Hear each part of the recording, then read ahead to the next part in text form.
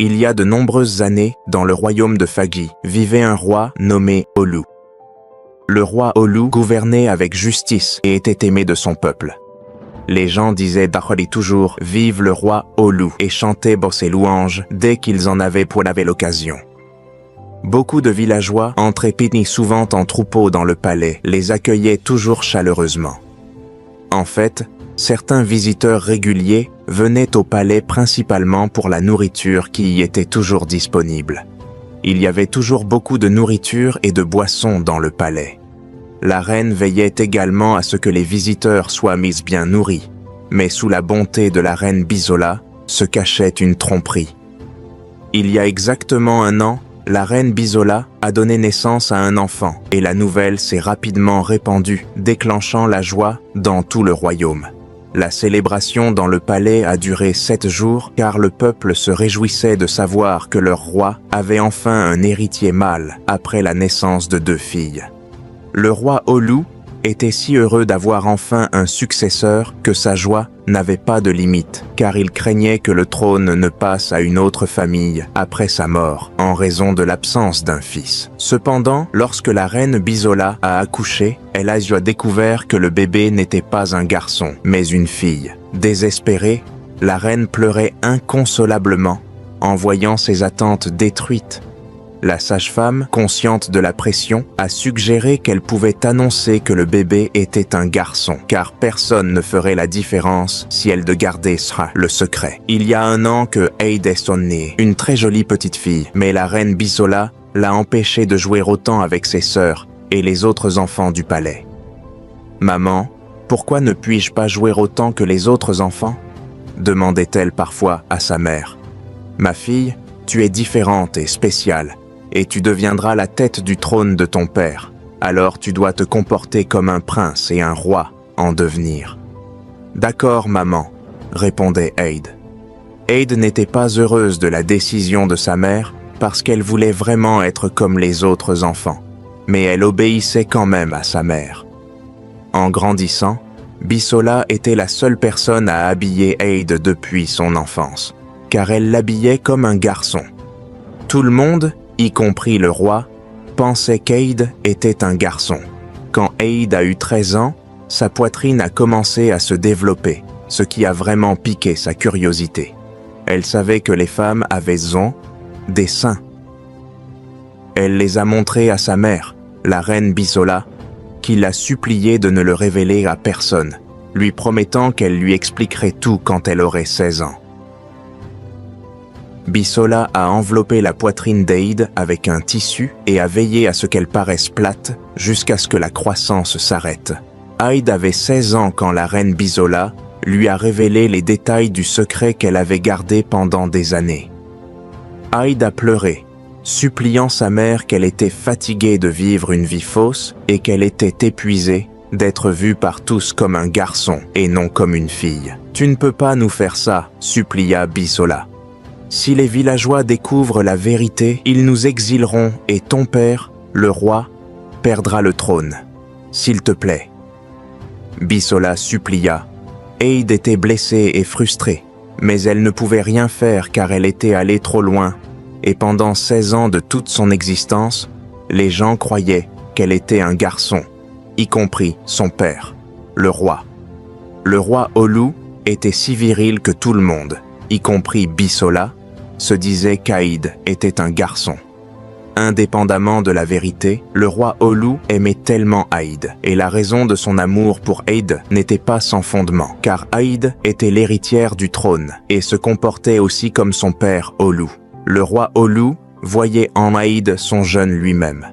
Il ignorait que l'enfant qu'il aimait tant était une fille.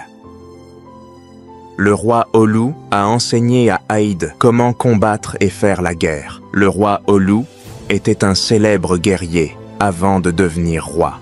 Tu gagnes d'abord contre tes ennemis en les battant dans ton cœur avant d'aller à la bataille, disait le roi Olu à Eid. Tu ne te prépares pas à la guerre le jour de la guerre. Tu te prépares avant qu'elle n'arrive. Ainsi, tu ne seras pas prise au dépourvu. Ce sont les paroles que le roi Olu répétait à Eid lorsqu'ils étaient ensemble. Le roi veillait à enseigner et inculquer des valeurs et des morales royales à Aïd, car elle régnerait à sa place. Quand Aïd a eu 20 ans, Elijah a été initié à la royauté et couronné prince de Phagie et successeur au trône. Ce fut un jour de jubilation, car tout le monde se réjouissait après la couronnement. Après l'initiation, le roi Olu est tombé malade, a lutté pour sa vie et a finalement succombé en rejoignant ses ancêtres. Quand le roi Olu était mort, Aïd était dévastée car elle aimait tellement son père et n'avait jamais pensé qu'un jour elle ferait des choses de sans sa guidance. Les devoirs et responsabilités royaux reposaient sur les épaules du prince Aïd après la mort du roi. La reine Bisola l'encourageait souvent, lui disant qu'elle était assez forte et courageuse pour gouverner le peuple. « Mère, je ne peux pas, je me sens étrange. Ne dis pas ça, tu es forte, tu es intelligente, tu es capable de devenir roi, » disait Bisola. Le conseil s'est réuni après la mort du roi. Il y a eu beaucoup de débats, car certains croyaient que le prince héritier Aïd n'était pas capable de gouverner, en particulier le chef Bola, qui croyait qu'Aïd était trop faible et jeune pour être couronné roi. « Cet enfant est trop jeune, il n'est pas encore assez mûr, » disait le chef Bola. « Mais il a 20 ans et il est intelligent, » répondirent le chef Alélé et le chef Poma. « Oui, tu as raison.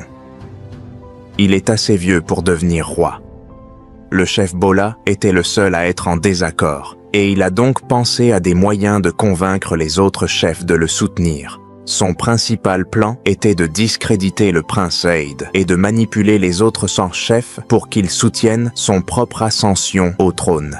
Le chef Bola a secrètement rendu visite à certains des chefs et leur a dit « Pourquoi ne voyez-vous pas que le prince Aïd n'est pas apte à devenir roi ? D'abord, il n'est même pas marié et je ne crois pas qu'il ait une femme dans sa vie. A-t-il l'intention de se marier ? Je ne le crois même pas. » « Oui, tu as raison, » dit le chef Bolu. « Je n'ai jamais vu un prince qui ne s'intéresse pas aux femmes ou qui ne parle pas de mariage. Alors, comment pense-t-il gouverner le peuple s'il ne peut pas se marier et gouverner sa propre famille ? » Le chef Bola et le chef Bolu ont longuement discuté et ont décidé de s'assurer qu'Aïd ne monterait pas sur le trône de son père. Le chef Bola était heureux d'avoir au moins quelqu'un qui partageait son opinion. Ensuite, le chef Bola est allé chez le chef K. Quand le chef K l'a vu, il était ravi de l'accueillir chez lui. « Bienvenue, chef Bola. Qu'est-ce qui vous amène ici aujourd'hui ? J'espère que je suis en sécurité, car cela fait longtemps que vous n'êtes pas venu chez moi, » dit le chef K. « Pourquoi diriez-vous cela ? Vous savez que je suis une personne très occupée, c'est pourquoi la plupart du temps je n'ai même pas le temps de faire des visites, » répondit le chef Bola. Les chefs ont échangé des plaisanteries pendant que le chef K sortait une bouteille de gin. Les deux ont bu et discuté en riant. Après un moment, le chef Bola a évoqué les incompétences du prince Aïd et comment il n'était pas digne d'être leur prochain roi. « Chef Bola, donc vous êtes venu chez moi à cause du prince Aïd. Le père du prince Aïd, l'ancien roi, était bon avec nous tous, et c'était un bon leader.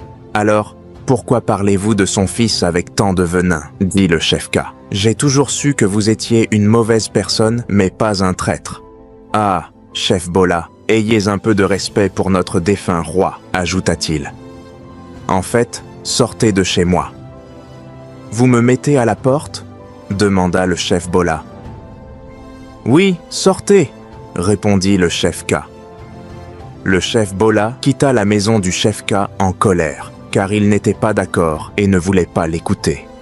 Le prince Aïd était submergé par les devoirs au palais, alors elle a décidé de trouver un moyen de soulager le stress.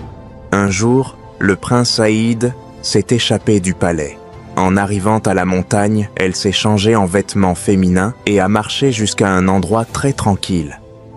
Là, elle s'est assise, profitant de l'air frais, loin des problèmes et du stress du palais. Aïd était heureuse d'avoir finalement trouvé une échappatoire.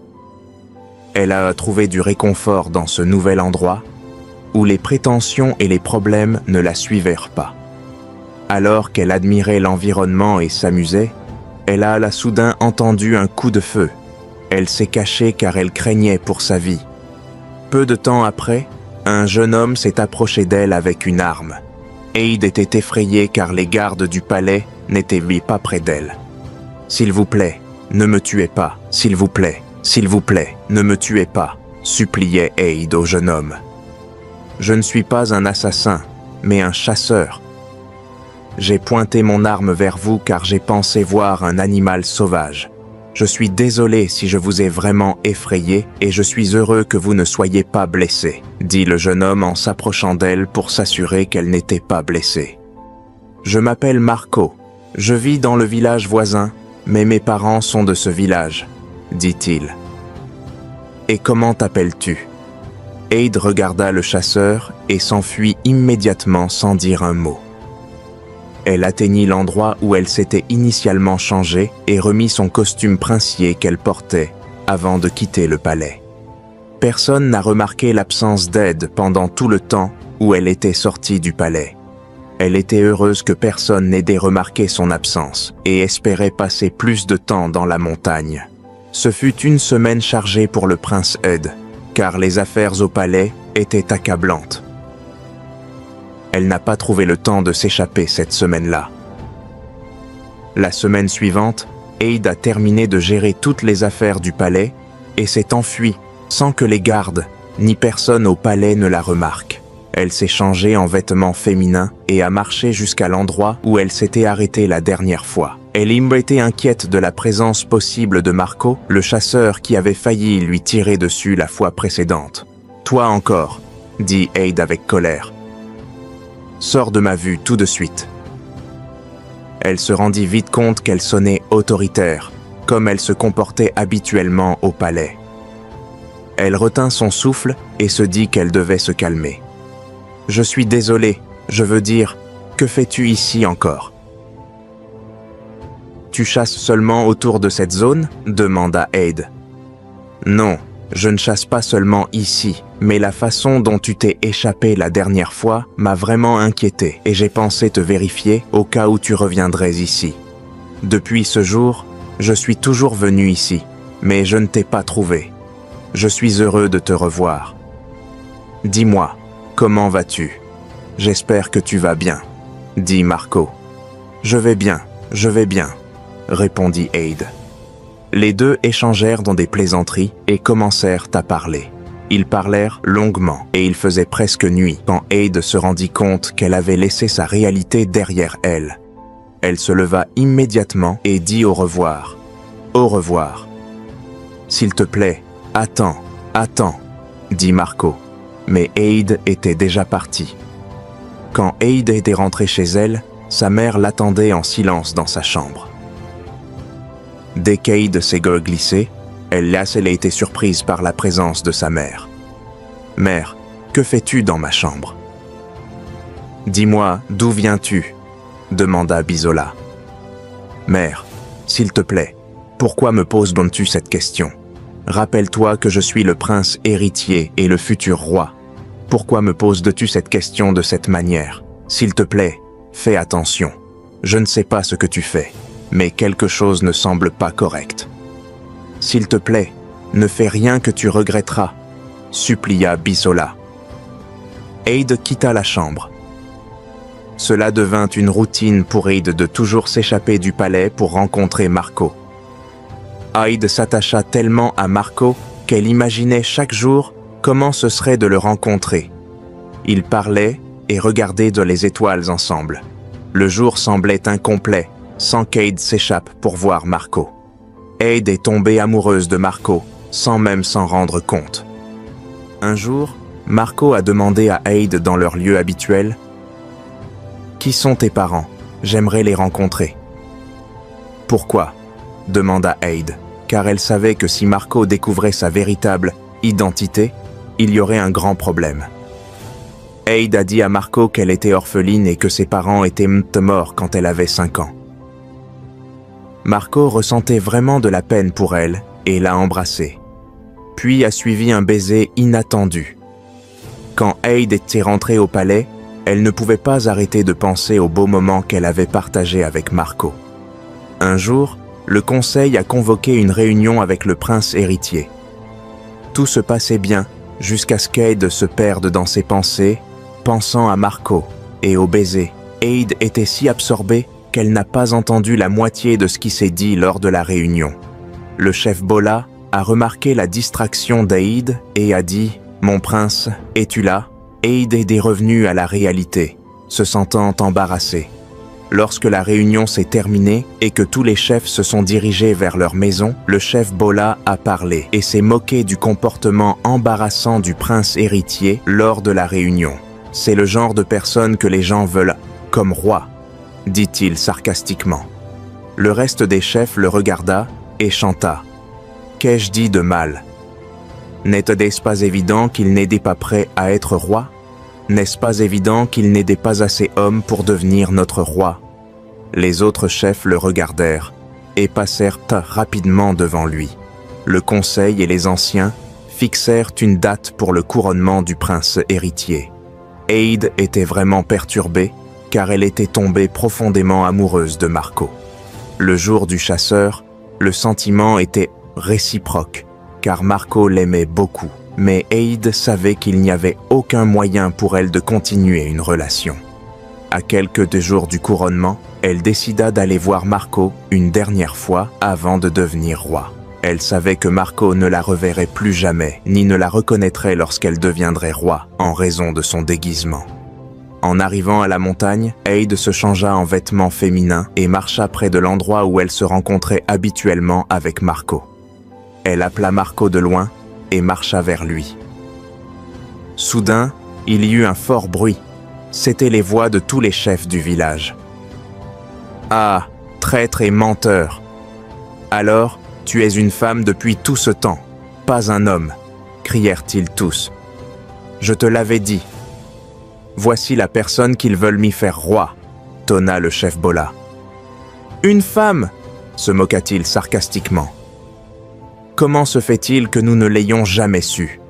À ce moment-là, Aïd souhaita que le sol s'ouvre et l'engloutisse, car le secret qu'elle avait gardé toute sa vie fut enfin révélé. Elle baissa la tête, honteuse, tandis que les chefs s'approchaient d'elle. Marco se précipita pour se tenir devant Aïd, pointant son arme vers les chefs. « N'approchez pas !» leur dit-il, protégeant Aïd qui pleurait déjà. « Jeune homme, écarte-toi, » dit le chef Bola. « C'est toi qui dois rester à l'écart, » rétorqua Marco. Quand Bisola a entendu la nouvelle, elle pleurait parce que tous ses efforts pour protéger et conserver le trône étaient en vain. Leur vie était en danger. Le grand prêtre fut invité au palais pour rendre un jugement final et des prononcements. Il dit qu'Aïd et sa famille seraient exilés du palais. Alors que tout le monde écoutait, le grand prêtre dit « Le destin peut être retardé, mais il ne peut être nié. Ce jeune homme ici, en désignant Marco, est le prochain roi du royaume de Phagie. C'est son tour. Il sera le roi de Phagie. C'est la raison pour laquelle son chemin a croisé celui d'Aïd. » Tout le monde se retourna, l'air confus, en particulier le chef Bola, qui avait orchestré et conspiré pour que l'on attrape Aïd en flagrant délit dans l'espoir de devenir roi. « Non, ça ne peut pas être, » dit le chef Bola.